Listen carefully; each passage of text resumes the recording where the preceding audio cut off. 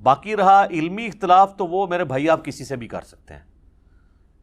علمی اختلاف کے اوپر کوئی قدغن نہیں ہونی چاہیے. ہمارا جو جھگڑا ہے وہ ہے گستاخانہ الفاظ کے اوپر، لعنت کرنے کے اوپر، سب و شتم کرنے کے اوپر. علمی اختلاف آپ دنیا کے ہر انسان سے کر سکتے ہیں سوائے اس شخص کے جس کی قبر مدینے میں ہے، امام اعظم محمد رسول اللہ صلی اللہ علیہ وآلہ وسلم. اور صحابہ کرام کیا کرتے تھے؟ صحیح بخاری اور صحیح مسلم دونوں میں یہ حدیث موجود ہے، اور یہ حدیث خود ایک ناسبی روایت کر رہا ہے، مروان بن حکم،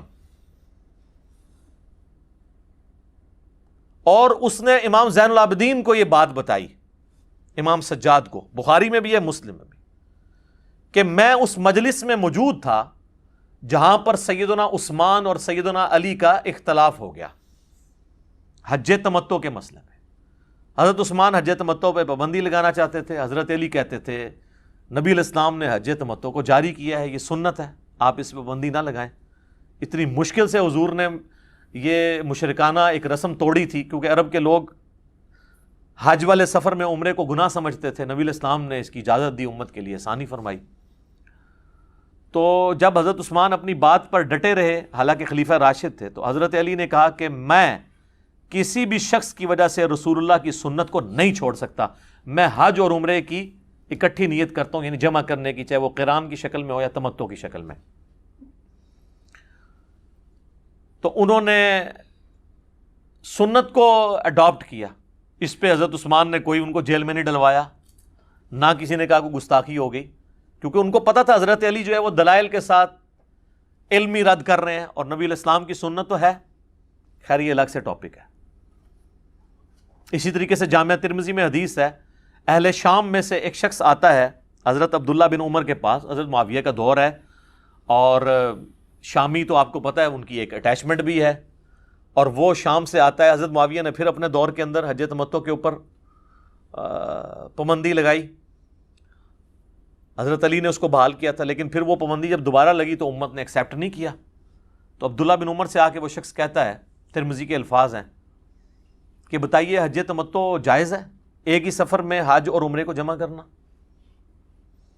تو ان کا جائز، یہ تو سنت ہے، یعنی نبی علیہ السلام کا جاری کردہ طریقہ. اگرچہ آپ نے قران کیا لیکن وہ بھی ایک حج اور عمرے کو جمع کرنے کی شکل ہے. تو اس نے آگے سے کہا کہ آپ کے والد حضرت عمر تو اس سے منع کرتے تھے.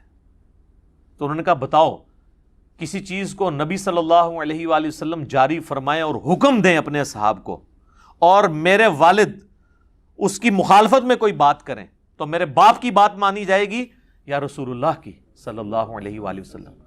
اس نے کہا جی نبی صلی اللہ علیہ وآلہ وسلم کی بات مانی جائے گی. تو انہوں نے کہا پھر نبی صلی اللہ علیہ وآلہ وسلم نے حج تمتع کا حکم دیا.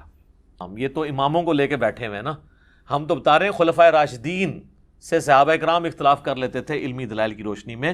وہ خلفائے راشدین جن کے بارے میں ابو داؤد، ترمذی، ابن ماجہ میں حدیث ہے، مشکات میں بھی آپ کو مل جائے گی حدیث، علیکم بسنتی و سنت الخلفاء الراشدین المہدیین، تم پر میری سنت اور میرے خلفائے راشدین ہدایت یافتہ کی سنت لازم ہے. سیدنا ابو بکر، عمر، عثمان، علی اور حسن ابن علی کے بھی 6 مہینے شامل کر لیں، رضی اللہ عنہم اجمعین وعلیہم السلام اجمعین. تو باقی لوگوں سے تو اختلاف رائے ہو سکتا ہے. امام مالک کہا کرتے تھے کہ اس دنیا میں سوائے رسول اللہ کے صلی اللہ علیہ وآلہ وسلم کوئی ایسا شخص نہیں جس کی ہر بات مقبول ہو اور کوئی بات مردود نہ ہو. اور نبی علیہ السلام کی قبر مبارک کی طرف اشارہ کر کے وہ کہا کرتے تھے کہ اس صاحب قبر صلی اللہ علیہ وآلہ وسلم کے سوا کوئی ایسا شخص نہیں ہے کہ جس سے آپ اختلاف نہ کر سکتے ہوں سوائے آپ صلی اللہ علیہ وآلہ وسلم کے. تو یہ ہے مسلمانوں کی دین کی جڑ اور بنیاد.